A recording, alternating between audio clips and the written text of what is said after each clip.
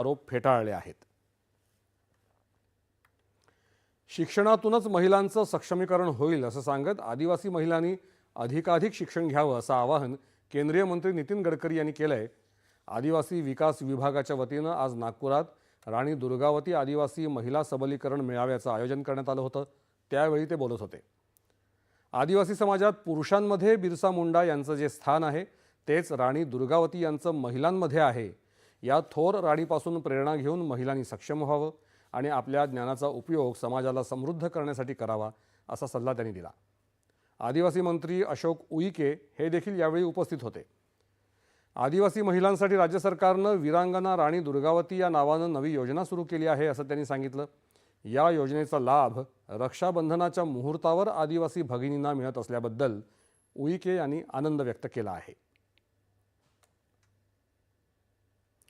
भावा बहिणीच्या प्रेमाचं प्रतीक असलेला रक्षाबंधनाचा सण आज देशभरात मोठ्या उत्साहात साजरा करण्यात आला।